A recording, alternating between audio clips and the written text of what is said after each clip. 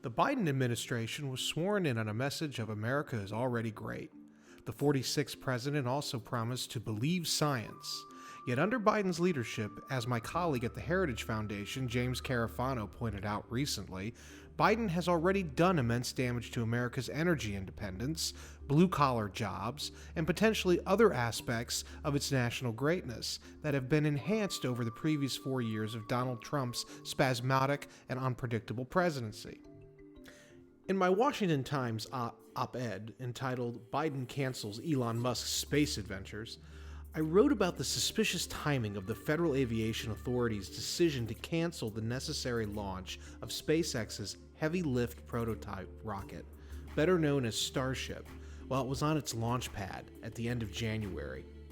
As Musk tweeted afterward, the FAA's last-minute decision cost his company millions of dollars. After several days of wondering why the government would do something as caustic as canceling a previously scheduled and funded launch of a major rocket, when under the previous Trump administration, such launches were not only ignored by the FAA, but downright encouraged, I speculated that it had to do with three factors. The first factor was the fact that, as evidenced by White House Press Secretary Jen Psaki's recent comments, the Biden administration does not prioritize fighting and winning the new space race with China as the previous Trump administration did, though I've heard that through the grapevine there is in fact a true battle shaping up within the Biden administration between those who think we must wage the new space race against China and those who believe Orange Man bad. As I argue in my top-selling book, Winning Space: How America Remains a Superpower, out from Republic Book Publishers, the space program, civilian and military alike, is a nationalistic endeavor, and Musk's SpaceX has played a primary role in furthering that purely American endeavor, giving the United States a major advantage over the Chinese.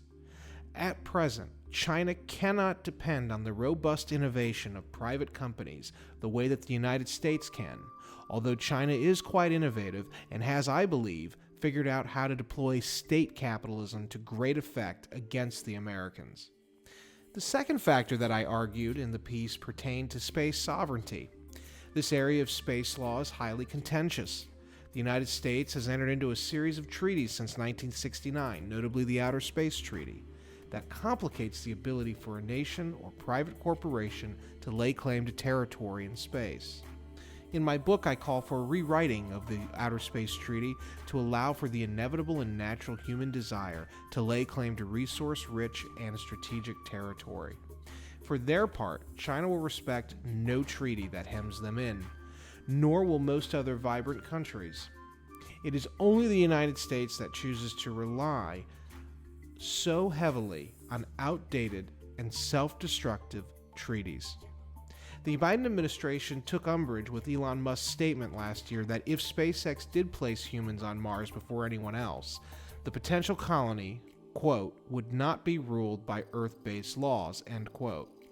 As someone who has spoken with representatives with the Biden administration on this matter recently, I know that they were concerned over the legality of Musk's claims, especially because he just might be the first person to take humans to the Red Planet. As per SpaceX's contract with the United States government, Musk is obligated to adhere to U.S. laws and preferences when operating. Thus, the idea that a SpaceX-founded Martian colony wouldn't be an explicitly American affair troubled the new administration. The last factor, undoubtedly, was Elon Musk's public support for the anonymous, individual activist investors who used Reddit to coordinate a massive hit on Melvin Capital and other hedge funds attempting to short the stock price of GameStop, the brick-and-mortar retailer that has sold video game products since I was a kid. Had the hedge funds succeeded, they would have likely brought the entire company down. Musk's support for the Redditors has given them cover to begin targeting other stocks to save from the billionaire hedge funders, meaning that Musk was threatening many powerful interests who also were huge supporters of the Biden campaign. Imposing previously unenforced FAA launch regulations on SpaceX at the last minute was a signal, as I argued in the Washington Times. The Biden team, I believe, is using the force of its regulatory power to ensure that Musk, a notorious Tony Stark-like wild card, to march to their fife. I've received a hilarious amount of pushback from space experts, most of whom also live by the Orange Man Bad creed. Again, as you can tell from previous writing at this site, I believe Trump's presidency went off the rails in 2020 and he deserved to lose.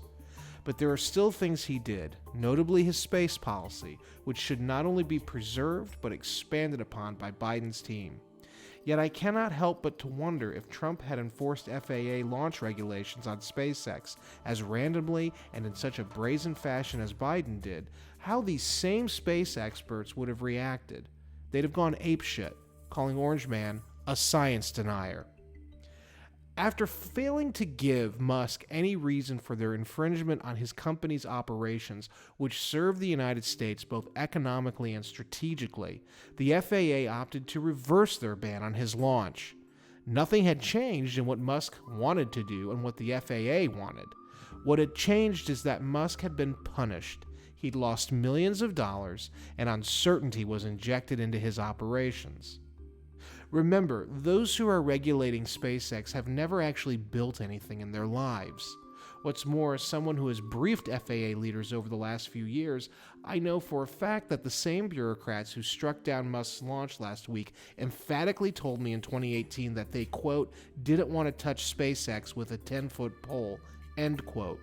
The one senior FAA administrator I spoke with at Capitol Hill back then insisted that FAA should hand off launch regulations to a new organization that better understood what Musk and other private space companies were doing. Nevertheless, the FAA imposed its fickle will on a company whose leader has perpetrated an egregious thought crime by supporting the Redditors who threaten the financial stability of many billionaires on Wall Street.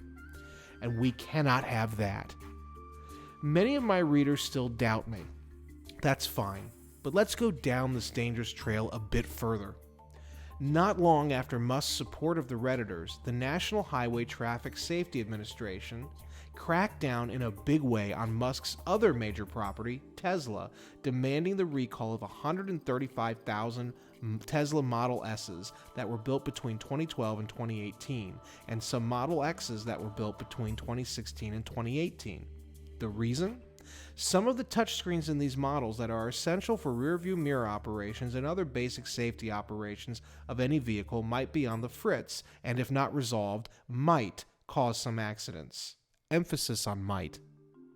Again, like the FAA's decision to cancel the recent Starship launch out of an overabundance of caution for public safety, the Biden administration's NHTSA is doing the same by enforcing a major recall of 135,000 Tesla vehicles forthwith.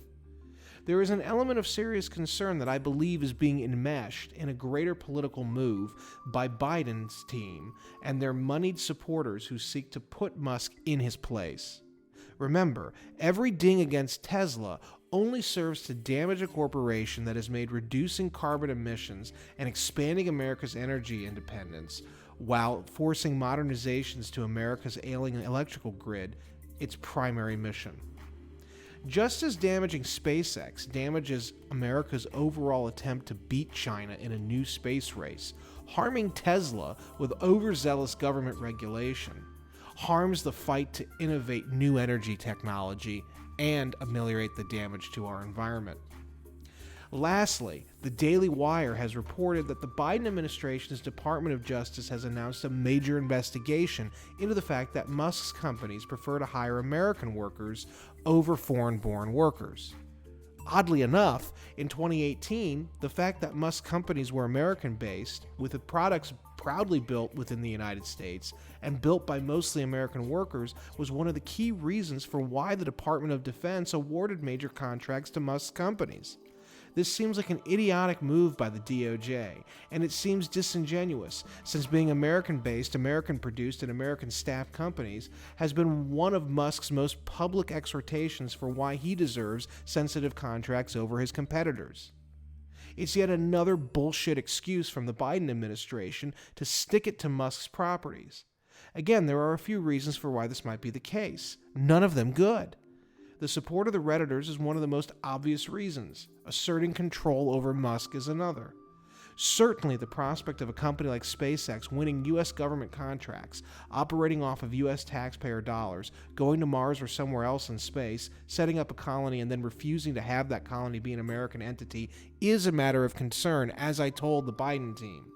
But there is a way to handle that issue, as I told the Biden people I spoke with, that will allow for Musk to continue innovating on America's behalf. We need Musk. Everyone knows it. Each time the Biden team cracks down on Musk over these silly issues, the American people lose. Musk is already a fabulously wealthy individual. While he doesn't like to lose money, it's not him who directly, financially suffers from these whimsical government crackdowns. It's his employees. It's the country that needs his innovation to leapfrog the Chinese and other international competitors. There is much, much more going on behind the scenes when it comes to these overzealous government crackdowns on Musk's operations. We need less government regulation of these dynamic industries so as to ensure that America remains competitive and can leapfrog the leap without looking mentality that pervades China's high-tech research and development program. The Biden administration is only harming the country with these moves, and it is for the pettiest reasons imaginable. This is strange for an administration that ran on a platform of respecting science. Musk's properties further our understanding of science, and on the notion that America is already great. Our space and overall science and technology sectors are key factors in our continued national greatness and should be encouraged, not diminished. Let's hope these silly games stop soon. Otherwise, it'll be China's flag we see flying on the moon and Mars. Brandon J. Weikert can be followed via Twitter at WeTheBrandon and via Clubhouse at WeTheBrandon. Be sure to purchase Brandon's newest book, Winning Space: How America Remains a Superpower, on Amazon.